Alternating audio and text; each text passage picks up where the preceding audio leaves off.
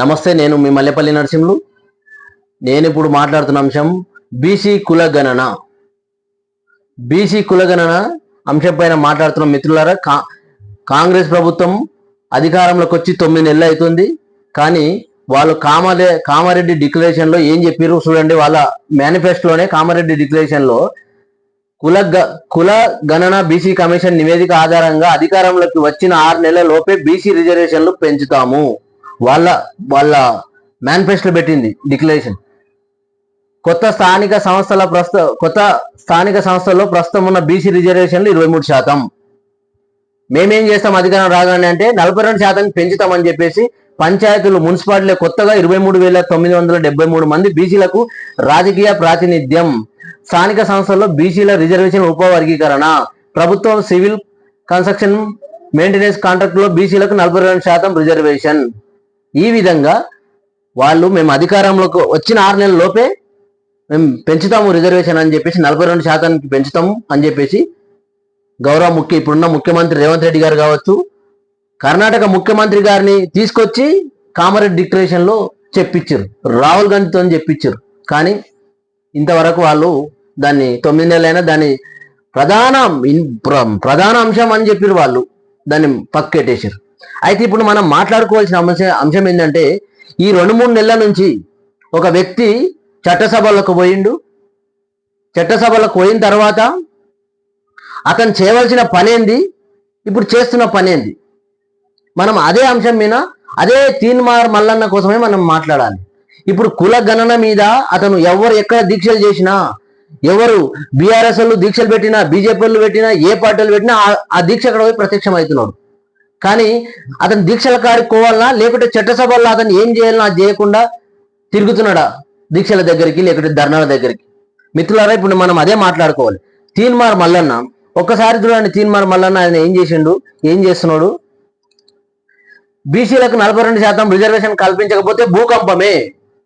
ఇలా మాట్లాడితే మా అయితే 10 పోతుంది. ఎమ్మెల్సీ తీన్మార్ మల్లన్న రాష్ట్రంలో బీసీ బిడ్డలకు 42% రిజర్వేషన్ అమలు చేయకపోతే భూకంపం వస్తుందని తీన్మార్ మల్లన్న అన్నారు. రిజర్వేషన్ అమలు చేయకపోతే ప్రజల్లో ఒక్కరు కూడా తిరగనియరని రాహుల్ గాంధీ ఇచ్చిన మాటను అమలు చేయాల్సిందని ఎవరు అమలు చేయలేదు. తీన్మార్ మల్లన్న, నీవు ఎవరి మీద కొట్లాడుతున్నావు? నువ్వు ఏ పార్టీలో ఉన్నావు?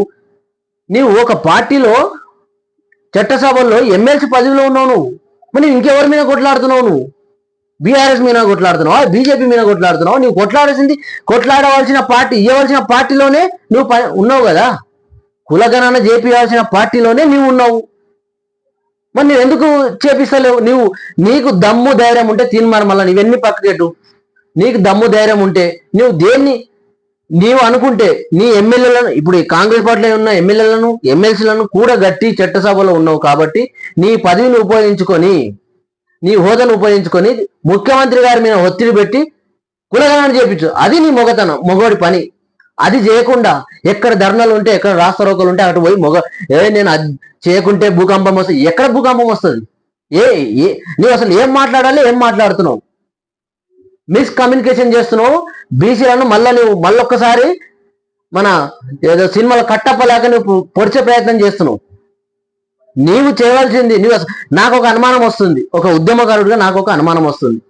నీవు మంత్రి పదవి కోసమే ఈ విధంగా మళ్ళీ నువ్వు రాష్ట్రంలో ఒక గడిబిడి గారడి చేసి అటు గవర్నమెంట్ కావచ్చు, ముఖ్యమంత్రి గారిని కావచ్చు ఒక హెచ్చరిక లేక జారీ చేసి నువ్వు మంత్రి పదవి తెచ్చుకొని బీసీలు అంతా నా వెనకాల ఉన్నారు, నేనే ఉద్యమాన్ని నడిపిస్తున్నా, మళ్ళీ మా బీసీకి మంత్రి పదవి కావాలని చెప్పేసి ఇది తీసుకొని ఏదో నువ్వు చేసేటట్టున్నావు, దీనికోసం ఆశపడ్డట్టున్నావు.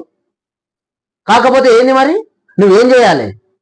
నువ్వేం చేస్తున్నావు? ఈ రాష్ట్రంలో 2 కోట్ల బీసీ ప్రజలు ఉంటే వాళ్ళందరి తరఫున నీవు ఒక చట్టసభల్లో ఉన్నావు.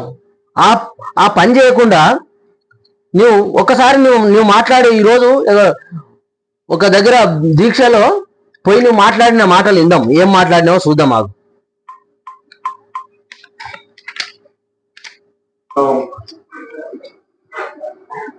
సంచలనంగా మారుతున్నటువంటి బీసీ ఉద్యమం ఏదైతే ఉందో, ఈ బీసీ ఉద్యమంలో బీసీల హక్కుల సాధన కోసం 42% రిజర్వేషన్ కోసం, కాస్ట్ సెన్సస్ కోసం ఇవాళ బీసీ నాయకులు ఆమరణ నిరాహార దీక్ష చేస్తాం. అంటే వాళ్ళు ఆమరణ నిరాదీక్ష నీవేం చేయాలి తీన్మార్ మల్లన్న? నువ్వు నీ ముఖ్యమంత్రి ఉన్నాడు, నీ గవర్నమెంటే ఉంది, నీవు వెళ్ళి నీ ప్రభుత్వం దగ్గర నువ్వు మాట్లాడాలి వాళ్ళ తరపున. ఆ పని చేయకుండా నువ్వేం చేస్తున్నావు? వాళ్ళ దగ్గర వచ్చి నా మద్దతు, నా పదవిని ఇట్లా తీసి పడేస్తా, తునప్రాయంగా తీసేస్తా, నీకు ముఖ్యమంత్రి, నాకు రేవంత్ రెడ్డి ఇంపార్టెంటా, నా పది ఇంపార్టెంట్ అంటే ఏం చెప్తున్నావు? నా పది ఇంపార్టెంట్ కాదు, తీసి పడేస్తా అన్ని నువ్వు గారడి మాటలు చెప్తున్నావు తీన్మార్ మల్లన్న. దేనికోసం చెప్తున్నావో ప్రజలకు ఇప్పటికీ ఇండికేట్ వచ్చింది, అర్థమైంది. నువ్వు మంత్రి పదవి కోసమే మళ్ళా నువ్వు బీసీ నినాదాన్ని ఎత్తుకున్నావు అని చెప్పేసి నీవు చేయవలసిన పని చేయకుండా ఇంకేమంటున్నావు? విందాం.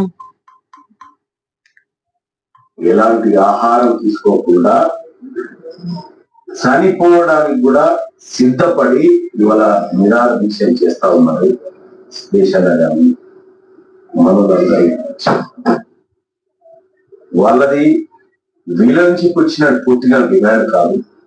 కాంగ్రెస్ పార్టీ తనకు తానుగా నిర్ణయించుకున్నటువంటి ఒక అంశం 42% రిజర్వేషన్ అమలు చేస్తూ బీసీ డిక్లరేషన్ ప్రకటిస్తూ మా నాయకుడు, మా ఫ్యూచర్ ప్రధాని రాహుల్ గాంధీ గారు చూడు మా నాయకుడు ఇక్కడ చూడండి ఏం చెప్తున్నాడు? డిక్లరేషన్ అమలు కోసం మా నాయకుడు, మా ఫ్యూచర్ ప్రధానే అంటున్నాడు.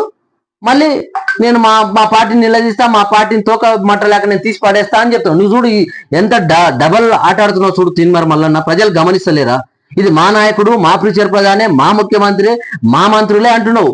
మళ్ళీ అక్కడ కూర్చున్న వాళ్ళను సలహా చేస్తున్నావు. ఇది నువ్వు చాలా గోల్మాల్ చేస్తున్నావు. అమలు పూర్తి చేసి బీసీల వాటా బీసీలకు దక్కే విధంగా త్వరగా ప్రభుత్వం చర్యలు తీసుకోవాలని ఆమరణ నిరాహార దీక్ష చేస్తాం. ఆ మేనిఫెస్టోలో అధికారంలోకి వచ్చిన 6 నెలలలోపే కులగణన చేసి 42% రిజర్వేషన్ ను బీసీలకు అందిస్తామని చెప్పినట్టు. మరి ఏం చేస్తున్నావు? నువ్వేం చేస్తున్నావు అంటున్నా. నీ కులగణ 6 నెలల లోపే అని చెప్తున్నావు కదా. నీ ప్రభుత్వం, నీ ముఖ్యమంత్రి కదా. ఎగేసుకొని మొత్తం రాష్ట్రం అంతా తిరిగి నా పార్టీ అని చెప్పి ఇప్పుడు నువ్వు ఏం చేస్తున్నావు? ఏం చేయాలి? నీవు కేవలం మంత్రి పదవి కోసమే ఈ నాటకాలు ఆడుతున్నావు. కాంగ్రెస్ పార్టీ కూడా గుర్తిస్తా ఉంది. అలాగే నేను ఇతర పార్టీల నాయకులకు చెప్తా ఉన్నా, ఇటు బీఆర్ఎస్ పార్టీ, అటు Bharatiya Janata party, including left parties, వాళ్ళు ఎప్పుడో చాలా క్లియర్గా ఉన్నారు. కుల గణనకు నువ్వు చెప్పిన పార్టీలు బీఆర్ఎస్, బీజేపీ, లెఫ్ట్ పార్టీలు కుల గణనకు అనుకూలంగా అని చెప్పేసి గతంలో 2014లోనే ముఖ్యమంత్రి కేసీఆర్ గారు తొలి ముఖ్యమంత్రి అయినప్పుడే ఆయన అసెంబ్లీలో తీర్మానం చేసిండు. నువ్వు చట్టసభల్లో నీ పాత్ర పోషించకుండా ఇతర పార్టీల మీద దుమ్మెత్తిపోయడం ఇది చాలా. ఈ 42% అంశం పైన, కాస్ట్ సెన్సస్ పైన మీ ఒపీనియన్ ఏంటి చెప్పండి. మీరు మాకేంది అని తప్పించుకుంటారా? ఈ అంశం పైన మీ పార్టీ అభిప్రాయాన్ని తెలియజేయండి. మీ అభిప్రాయాన్ని తెలియజేయండి.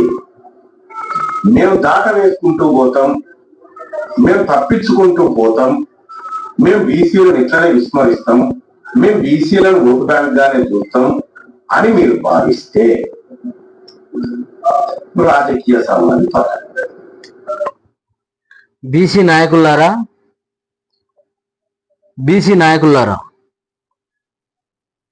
జాతీయ నాయకులు పెద్దలు ఆర్ కృష్ణయ్య గారు గత 40 సంవత్సరాల నుంచి బీసీల కోసం సుదీర్ఘమైన పోరాటం చేస్తున్నారు. ఇప్పుడు ఇంకో జాతీయ నాయకుడు సీనన్న గౌడ్ కూడా, జాజుల సీనన్న గౌడ్ కూడా పోరాటం చేస్తున్నారు. రాజారాం యాదవ్ గారు ఓయూ నేత, అతను కూడా పోరాటం చేస్తున్నారు. మాజీ మంత్రి శ్రీనివాస్ గౌడ్ గారు, ఈ విధంగా బీసీల కోసం ఎన్నో కుల సంఘాలు పోరాటాలు జరుగుతున్నాయి. ఇట్లా అన్నలు, ఇగో ఆమరణ నిరాహార దీక్ష కూర్చున్న అన్నలు కూడా చాలా మంది పోరాటం చేస్తున్నారు. కానీ తీన్మార్ మల్లన్న ఇప్పుడు అధికారంలోకి వచ్చినాక కూడా ఎవరు చేస్తారు? అధికారంలోకి వచ్చిన వాళ్ళే ఈ పని చేయాలి. కులగణన ఏంది?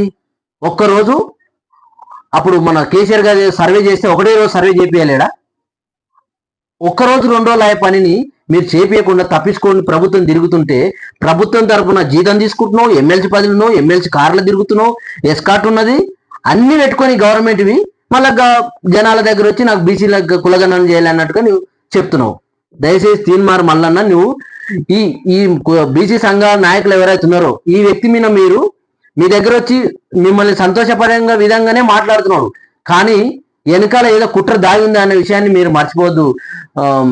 పెద్దలు బీసీ పెద్దలకు నేను విజ్ఞప్తి చేస్తా ఉన్నా.